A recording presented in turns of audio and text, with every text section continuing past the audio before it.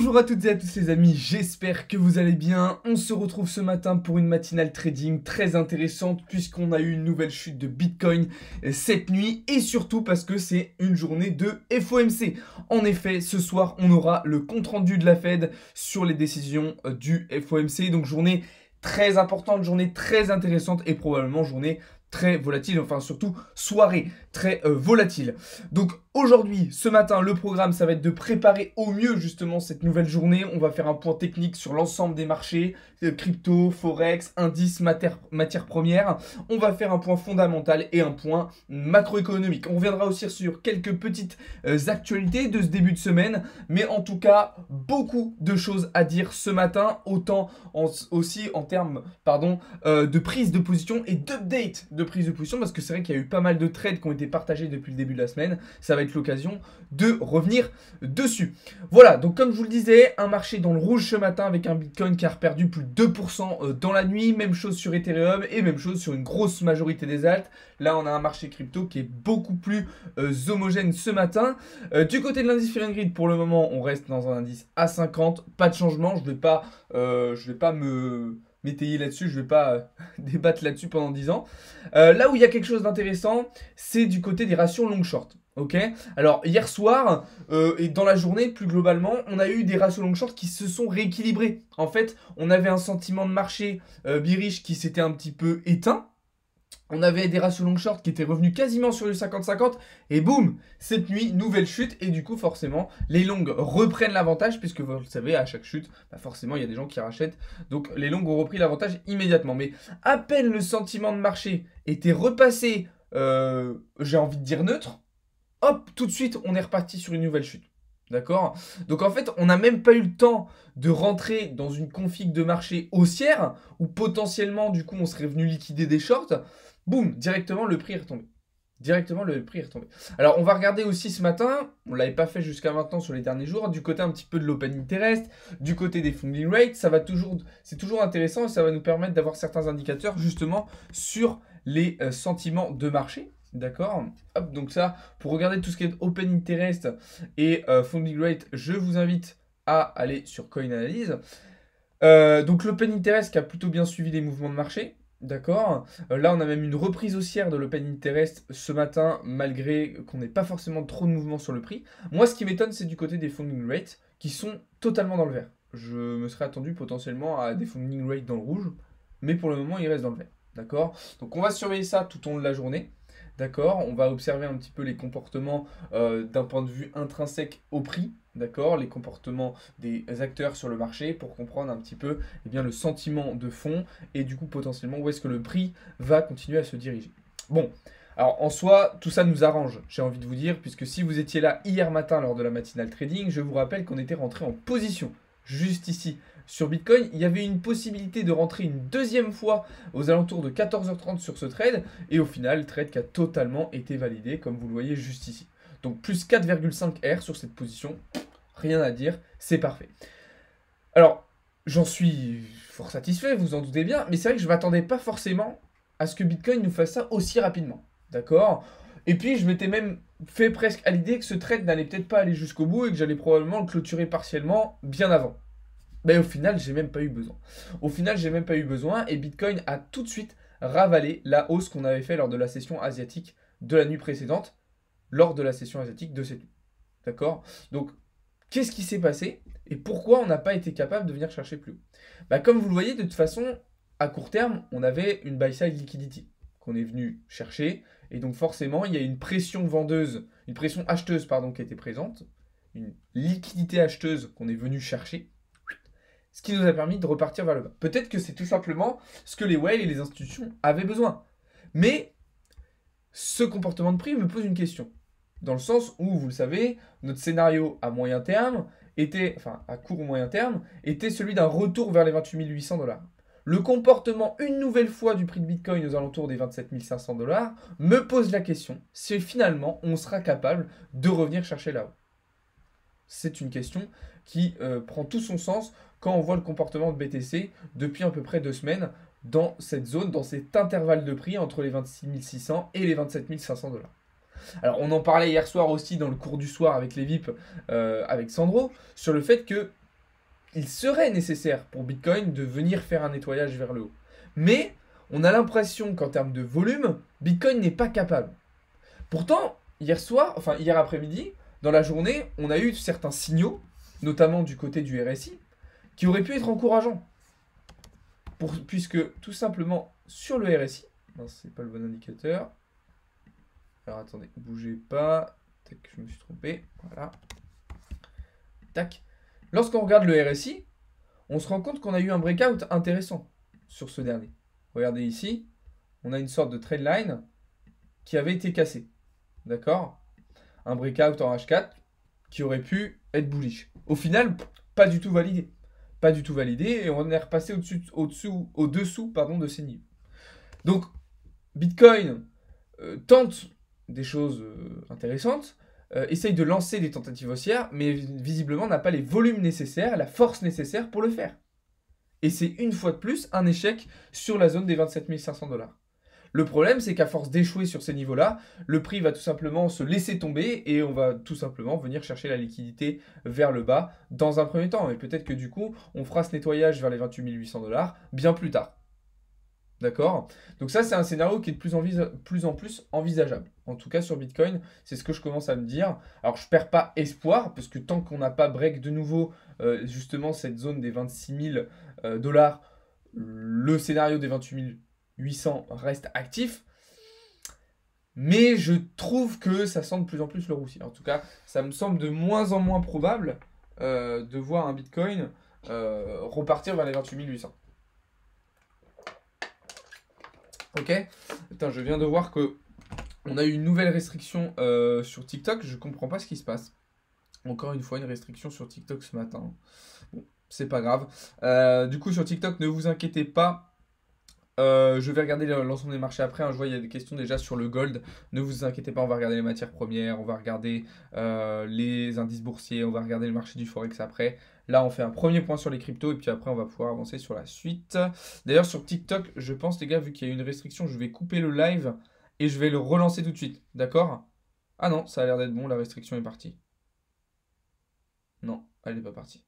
Elle n'est pas partie. Bon bah les gars, sur TikTok, je compte sur vous pour liker un maximum, pour partager, pour vous abonner, etc. Histoire que tout revienne à la normale. Bref, donc voilà sur Bitcoin ce que je pouvais dire là-dessus. En tout cas, salut à tous les amis. Bienvenue à tous ceux qui arrivent sur le live, bienvenue à tous ceux qui sont présents ce matin. Ne vous inquiétez pas, je vais répondre à toutes vos questions. D'ailleurs, n'hésitez pas à poser vos questions comme d'habitude. Le NZD, il y a une news. On va regarder ça après, Roswell, t'inquiète. Donc voilà. Alors ensuite, sur Ethereum, du coup, même question. Qu'est-ce qui se passe? Qu'est-ce qu'on fait? Est-ce qu'on rentre? Est-ce qu'on rentre pas? Qu'est-ce qui se passe? Parce que du coup, c'est vrai que voilà, sur Ethereum, vous savez qu'il y avait deux possibilités. Soit on se positionnait sur cette structure-là, sur cette résistance-là, soit on suivait notre scénario Bitcoin, et dans ce cas-là, on envisageait un prix d'entrée plus haut. Le problème, c'est que là, Ethereum semble vouloir déjà ressortir de cette structure, et donc potentiellement, je dis bien potentiellement, ça pourrait être ici un prix d'entrée intéressant. Si on valide un pullback, alors derrière, moi, ce genre de trade-là, il me plaît plutôt pas mal. Alors c'est un petit peu, pas contre-intuitif, mais c'est pas forcément le plan initial, c'est pas forcément ce qu'on avait envisagé de base, mais ça commence à prendre de plus en plus de sens. Alors, soyez extrêmement prudents. Le prix, là, le comportement de Bitcoin sur le marché crypto est assez compliqué à lire. Jusqu'à maintenant, je trouvais que les dernières semaines, Bitcoin était assez simple à comprendre, assez simple à appréhender et à analyser. Là, je trouve que c'est un petit peu plus compliqué. D'accord? Je trouve que c'est un petit peu plus compliqué, donc faites attention. Faites attention. Alors, je vais relancer le live sur TikTok, les gars. Bougez pas, je le relance tout de suite. Surtout qu'il ne faut pas oublier, en plus de ça, il ne faut pas oublier que ce soir, c'est journée FOMC, enfin c'est compte rendu de la Fed. D'accord? Donc la volatilité, la compréhension des marchés va être encore plus difficile. Vous voyez? Donc soyez extrêmement prudents aujourd'hui les amis, si vous vous exposez sur les marchés financiers, puisqu'il va y avoir beaucoup de pièges selon moi. Ok? Alors, maintenant qu'on a dit ça, c'est bien. Mais maintenant, il faut faire le point aussi sur les positions qu'on avait en cours. Parce que vous le savez, on avait pas mal de positions ce début de semaine sur les alts. Et qu'est-ce que je vous ai dit hier? Hier, je vous ai répété un nombre de fois incalculable. Les gars, prenez vos profits, prenez vos bénéfices, mettez vos SLABE, on a déjà fait des belles perfs. Et c'est vrai, on était hier en positif sur la plupart de nos prises de position. Mais on n'était pas à l'abri d'un retracement. Et c'est ce qui s'est passé. Donc là, vous voyez pourquoi hier, toute la journée et toute la fin de journée, je vous ai répété de prendre des profits, par exemple, sur le RNDR et de remonter votre SLABE. Donc ça, j'espère que vous l'avez fait. J'espère que vous l'avez fait. En tout cas, bon, sur RNDR, on reste encore largement en positif. Donc là, je vais rentrer dans un petit update des positions qu'on a en cours. Ensuite, sur le RAI, hop, voilà, il est ici. Sur le RAI, ça se passe bien aussi. D'accord? D'ailleurs, je m'attendais à peut-être une chute un petit peu plus importante, vu la chute de Bitcoin cette nuit. Mais visiblement, non, il n'y a pas eu de changement plus que ça. D'accord? Donc sur le RAI, ça se passe toujours très bien. Ensuite, sur le Lina, bon bah là, il n'y a pas besoin de revenir beaucoup dessus, puisque le trade a totalement été validé. Donc là, plus 4R, tout simple. Ensuite, on avait une position sur le XMR. Alors là, XMR, un petit peu plus compliqué. Un petit peu plus compliqué le XMR. Comme vous le voyez, on est repassé dans le rouge. J'hésite presque à sortir de ma position dès maintenant, parce que pour moi, on a réintégré la structure baissière. Donc, à voir. Je vais vous tenir au courant dans la journée, mais je vais peut-être sortir avant le SL. Je vais peut-être sortir avant le SL sur le XMR. Bien qu'on ait réagi quand même sur cette zone, je pense que je vais sortir avant. En soi, vu qu'on a fait des très très beaux bénéfices, je peux me permettre une petite perte ici. J'avais mis un SL à 1,86%. Si je sors, je vais peut-être le remonter un petit peu vers là pour limiter ma perte. Ok? Donc à surveiller sur XMR. On avait un trade aussi sur le Kava que je vous ai partagé hier. Hop. Donc Kava, pour ceux qui étaient rentrés au début, vous étiez fait SL normalement. Parce que c'est vrai que là, il y a eu une absorption de liquidité, un mouvement qui a été un petit peu imprévisible. D'accord? Donc là, assez compliqué le Kava. Voilà, moi je ne suis pas rentré dedans, la situation ne me plaisait pas plus que ça. Et EGLD, du coup, on a eu. Tac, tac, tac, il est où? Là, non, là. EGLD aussi essaye. Donc deux trades perdants hier. Donc sur le Kava et sur l'EGLD, comme vous le voyez. EGLD, pareil, la position était un petit peu prématurée au final. Je pense que à la limite, re-rentrer maintenant, ça pourrait être intéressant. Mais vu la config sur BTC, je ne tenterai pas. Vu la config sur BTC, je ne tenterai pas.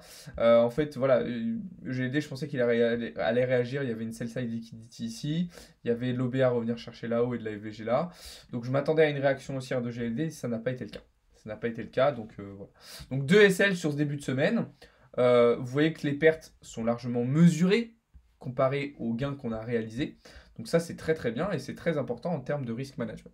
OK? Donc, voilà. Et je crois que j'ai tout dit en termes de prise de position. Je crois que j'ai rien oublié. Bah, sinon, il y avait le Litecoin, mais du coup, le Litecoin, on n'est pas rentré, hein, puisque le prix d'entrée était bien plus haut. On visait plutôt, comme sur Bitcoin, une dernière impulsion haussière vers les 98 $ avant une chute. Mais du coup, on est directement parti vers le bas. Bref, sur DYDX, bon, là, c'est pareil. On est toujours en position, on est toujours dans le vert. La position se déroule toujours à merveille. Ça commence à être un peu long d'ailleurs, mais voilà, on est quand même sur un trade à plus 4R aussi, donc très encourageant. Très très très encourageant. Donc voilà un petit peu l'update des positions qu'on a en cours sur le marché crypto. Donc majoritairement des trades gagnants et juste 2 trades perdants hier, du coup sur EGLD et Kava, ce qui peut arriver bien évidemment. Sur le Forex, sur les marchés financiers traditionnels, on va regarder un petit peu ce qu'il en est, parce qu'il y a eu quand même pas mal de mouvements aussi hier. Alors vous savez qu'on a pris pas mal de positions hier sur les marchés financiers traditionnels. Je pense notamment à l'or. Pour ceux qui étaient présents en live hier après-midi, j'ai pris une très très belle position sur l'or. Donc là, normalement, si vous m'aviez suivi sur celle-ci, vous avez pu réaliser de très belles performances. D'accord? Parce que là, l'or, vous le savez, hein, sur les marchés trad, il coûte cher, mais il rapporte aussi très très bien. Il rapporte aussi très très bien. Donc là, par exemple, si vous rentrez avec un lot de 2 ou un lot de 5, là, normalement, vous aviez des très très beaux bénéfices à réaliser. Donc moi, l'or, pour le moment, je le vois en continuation haussière, d'accord, au vu de sa charte. Mais je reste extrêmement prudent au vu du comportement du dollar. Parce que pour moi, le dollar va continuer encore et encore de monter pour aller chercher des targets en direction des 106 points. D'accord? Et vous le savez, un dollar qui va être fort, c'est pas forcément avantageux pour l'or. D'accord? Donc je vais rester très prudent vis-à-vis de ça. Mais pour le moment, l'or, je le vois plutôt haussier au vu de sa chart. Ok? Ensuite, du côté de l'US Oil, pas forcément de nouvelles prises de position pour le moment. Hier, on a souhaité se positionner hier après-midi. Malheureusement, les prix d'entrée n'ont pas été touchés, comme vous le voyez ici. D'accord? Donc là, une belle continuation haussière sur l'US Oil. Il y a eu pas mal de positions très intéressantes hier sur le Forex. Je pense notamment au GPB-JPY, sur lequel on a pris cette magnifique position. Il y a eu le GBP-CAD, si je ne me trompe pas, aussi, où on a eu cette magnifique prise de position. D'accord. Tout ça, c'est des positions que je prenais en live hier dans ma session de trading, les gars, hein, que j'ai pris devant vous. On avait ça. On avait eu un petit SL sur le GPB-USD. Qu'est-ce qu'on a eu d'autre comme position hier? Je crois que c'était tout, hein. Je crois que c'était tout. Donc de toute façon, je vous avais montré mes résultats hier dans le Discord. Je vais vous montrer ça du coup sur ma session de trading. Parce que du coup hier, ma session de trading, vous pouviez la suivre en direct. Elle était en direct diffusée sur nos réseaux et commentée par Théo. Voilà, je crois que je vous l'ai mis ici. Donc voilà, hier j'ai tradé sur 3 différents comptes. Donc le premier, plus 2135. Donc là, vous voyez les trades que je vous ai. Or, GPB, USD, la perte.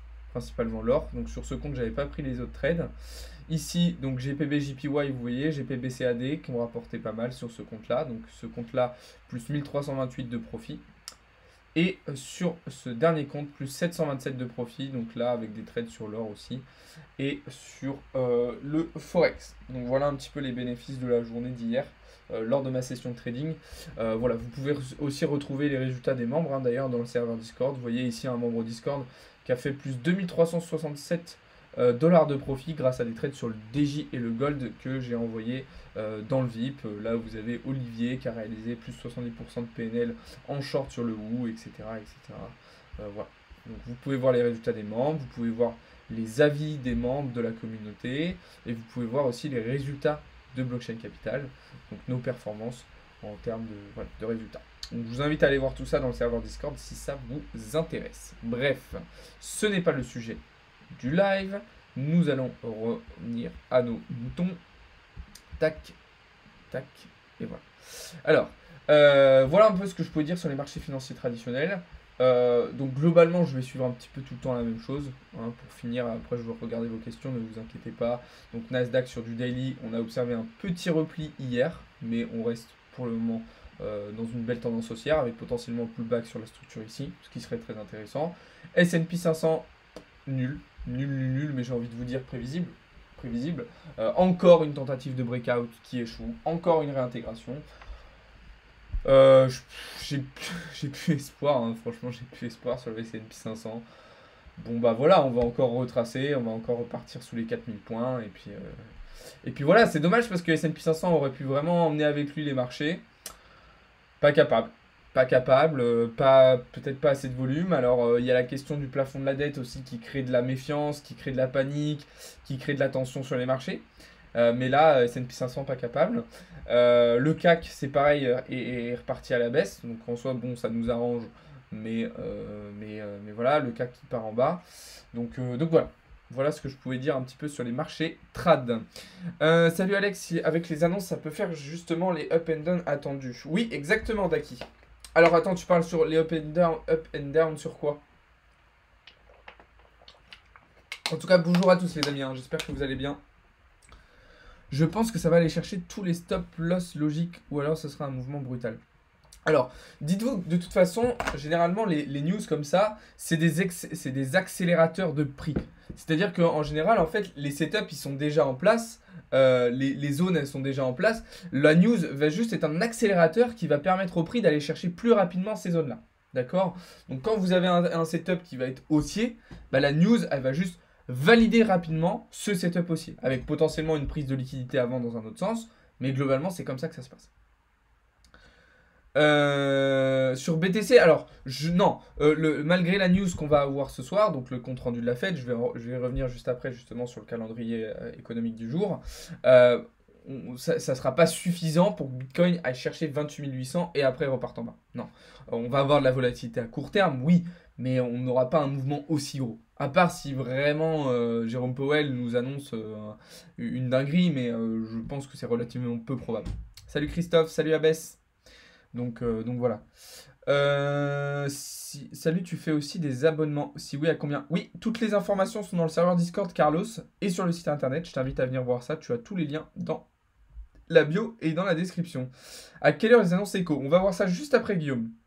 Je check un petit peu vos questions et après, on va voir ça. Regarde le Casper, il y a une divergence baissière sur le RSI. Ok, je vais regarder ça. Sur quelle unité de temps tu veux que je regarde, Messa? Que penses-tu du BTC pour les prochaines heures? Comme je l'ai dit, je le trouve assez faible, même si je reste dans mon scénario H4 d'une impulsion, une dernière impulsion à H4 vers les 28 800 avant une chute à 22 000 $. Tac.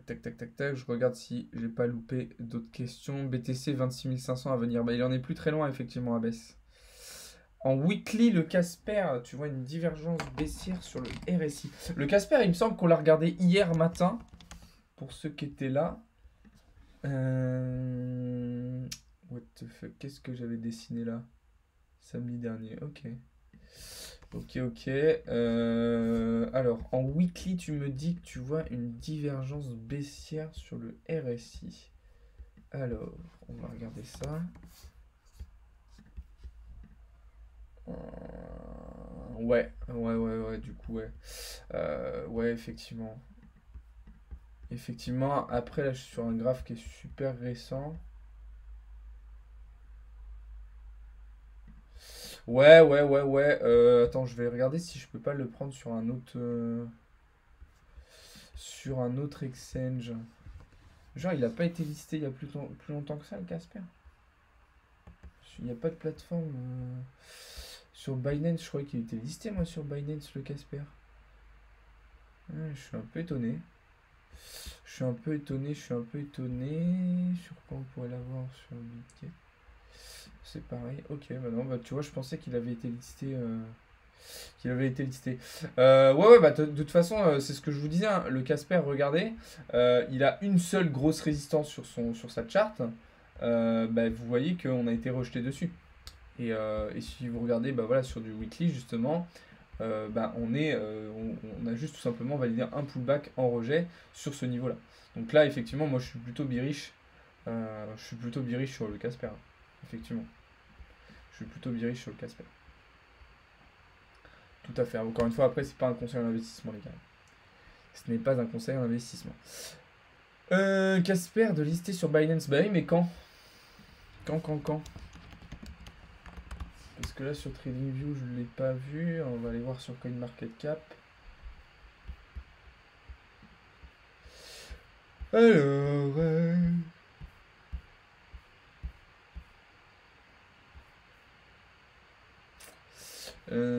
Non, tu vois, il n'est pas sur Binance. Hein. Il n'est pas sur Binance, le Casper. Bah, je pensais vraiment, vous voyez. Mais je pensais qu'il était listé sur des plus gros exchanges quand même depuis longtemps. Parce que moi, le Casper, ça fait peut-être 2 ans que j'en entends parler. J'avais même investi dessus. Ok. Et du coup, il y a un listing sur Binance qui est prévu. Sur le Casper, vous me dites. On va regarder dans les actus. Il n'y a pas l'air. Hein. Il n'y a pas l'air. Bon, bref. C'est pas grave. Casper sur Gala et OKX. Ouais, c'est ça. Alors, comme je vous le disais, on va faire un petit point sur le calendrier macroéconomique du jour, parce qu'on est quand même sur une journée qui va être très très importante, les amis. Donc, on est aujourd'hui le mercredi 24 mai 2023, journée de compte-rendu de la Fed qui aura lieu ce soir à 20 h. En attendant, qu'est-ce qu'on va avoir? Eh bien, on a eu ce matin à 8 h les résultats d'inflation. Au Royaume-Uni, l'inflation qui repart à la hausse alors qu'on s'attendait à une nouvelle baisse par rapport au mois précédent. L'inflation qui remonte à 8,7% au Royaume-Uni. Donc pour ceux qui traitent le forex, ça pouvait être une news intéressante à suivre. Pour ceux qui demandaient pourquoi, il y a eu de la volatilité cette nuit sur le dollar néo-zélandais face au dollar américain, parce que je crois que c'était la question qu'on avait eue tout à l'heure au début de live, et pourquoi effectivement il y avait eu cette grosse chute du dollar néo-zélandais. Et bien c'est tout simplement puisque cette nuit, comme tu le vois, il y a eu des news macroéconomiques en Nouvelle-Zélande, et des news qui n'ont pas été forcément positives, surtout que la banque centrale néo-zélandaise a remonté ses taux d'intérêt directeurs de 25 points, ce qui a entraîné cette chute sur leur monnaie. D'accord? Donc voilà, pour répondre à la question de... C'était Roswell sur Twitch tout à l'heure qui posait cette question. Tu as ta réponse. Donc voilà. Ensuite, là, d'ici une petite minute, on va avoir une réunion de la Banque Centrale Européenne sur la politique non monétaire. On pourra vous en faire un petit débrief dessus.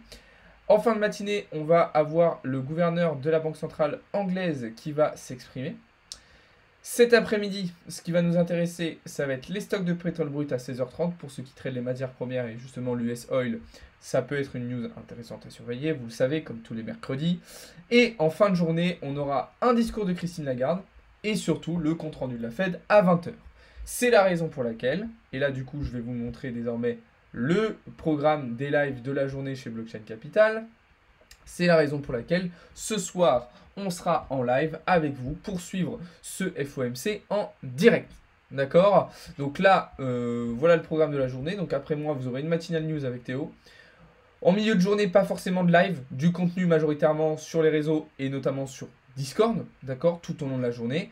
Et à partir de 17h30, alors là, on reprendra les lives avec notamment un live sur les banques centrales, justement en prévision du live de ce soir avec Théo. Un cours du soir aussi pour les VIP.